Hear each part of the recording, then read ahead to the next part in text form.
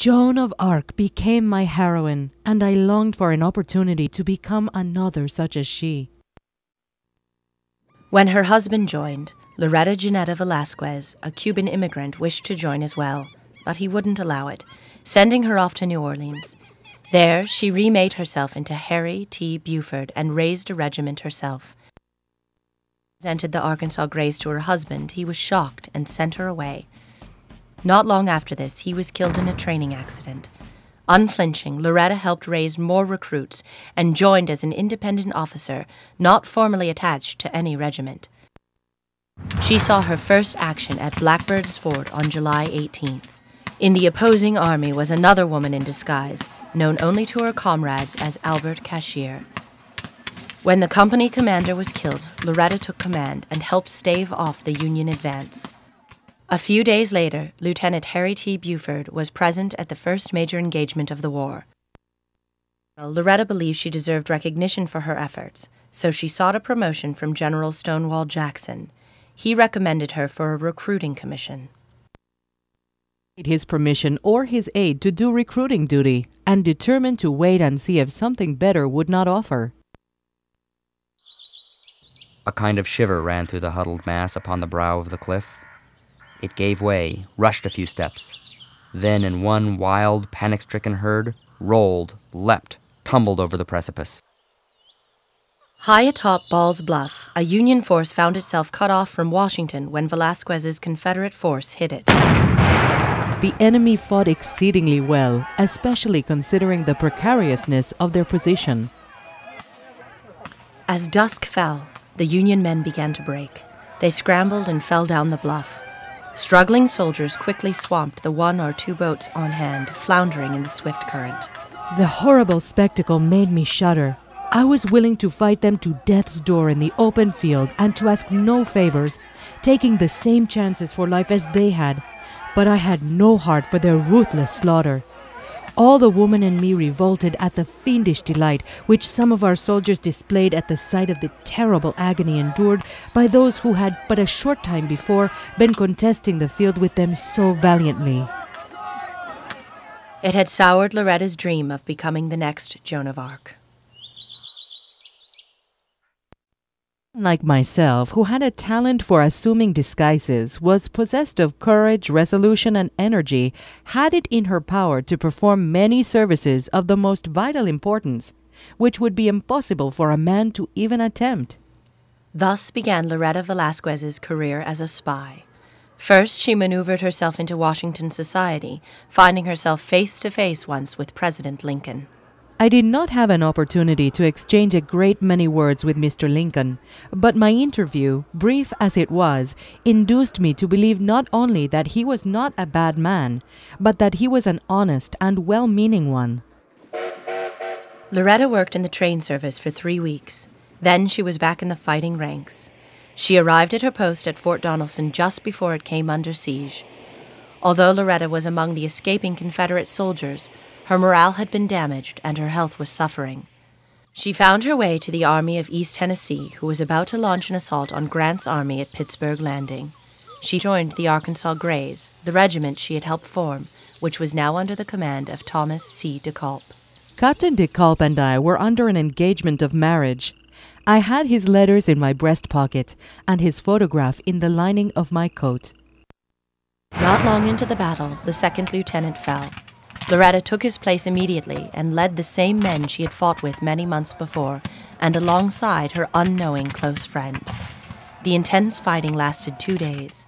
On the evening between them, Loretta had a chance to shoot at Grant.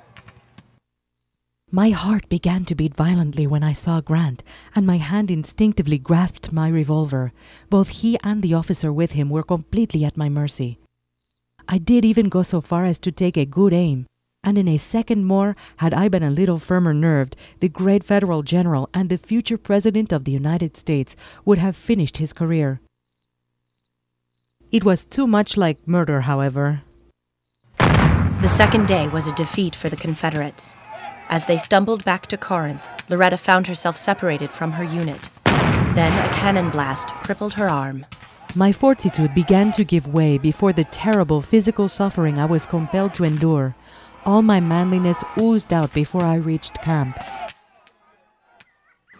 DeKalb is sick and in a hospital in Atlanta when Loretta goes to visit him as Lieutenant Buford. As they're talking in conversation, Loretta talks how she yearns to expose her identity to DeKalb. He stopped and took the letter he referred to out of a package, evidently made up of my epistles, and read it to me. He also showed me a picture of myself, which he produced from some hiding place in his pocket, and handed it to me saying, "That is the woman I love. What do you think of her?" This was almost too much for me, and all trembling with emotion, I handed it back to him saying, "She is a fine-looking woman." At that point, Loretta decides it's time. And she said she takes the photograph from his pocket and says, "Don't you think that this image looks a lot like somebody that you've seen?"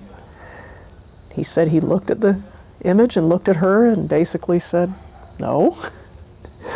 And at that point, he must have thought about it and did a double take and said, "Oh my goodness," in so many words, "Loretta, is that really you?" And she apologized and hoped that what she had done wouldn't offend him and that maybe he would love her less for disguising as a man and fighting, and he said that it only made him love her more. Now that they were to get married, DeKalb wished her to shed the uniform and create a home that he would return to. Loretta hesitantly accepted, and they were married at the hospital. In about a week, he thought himself well enough to report for duty, and he insisted upon going, notwithstanding my entreaties for him to remain until his health was more robust. On his way back to his army, Captain DeKalb was captured, and he died of illness in a federal prison camp. Loretta now decided to enter Secret Service in full. She requested a commission but was refused by many top-ranked officials, including Jefferson Davis. At last, she got unofficial orders from a mysterious character in Mobile, Alabama. The mission sent her into Memphis, where she was to perform several tasks. One of them was to get information that would lead to Forrest's successful raid on Bryce's Crossroads, where Jenny Hodger's regiment was routed almost into annihilation. Partway through her mission, Loretta learned information about her brother, who was held prisoner in New York. During her exploits, she managed to rescue him and perform all her duties before having to escape north with some documents. I watched the detective as well as I could. At Rochester, however, to my infinite horror, he entered the car where I was and took a seat near me. The detective now took out of his pocket the photograph and, handing it to me, said, "Did you ever see anybody resembling this? I am after the lady and would like very much to find her." The detective seemed determined to be as polite to me as he could, and on leaving the cars, he carried my satchel, containing a variety of matters, which he would have taken possession of with the utmost pleasure could he have known what they were. By this time, the war was coming to an end. Her brother met her in New York, and together they took a boat to France. It was difficult for me to appreciate the fact that I, the elegantly attired woman, who was enjoying, or endeavoring to enjoy, the manifold pleasures of Parisian life, had but a short time before been wearing a uniform of gray and living the roughest kind of life in camp and on the battlefield.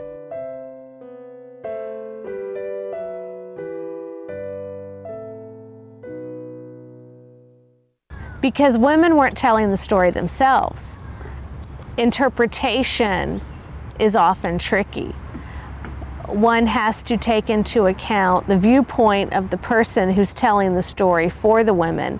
Some soldiers were negative on the subject of women soldiers, and other male soldiers were glowing.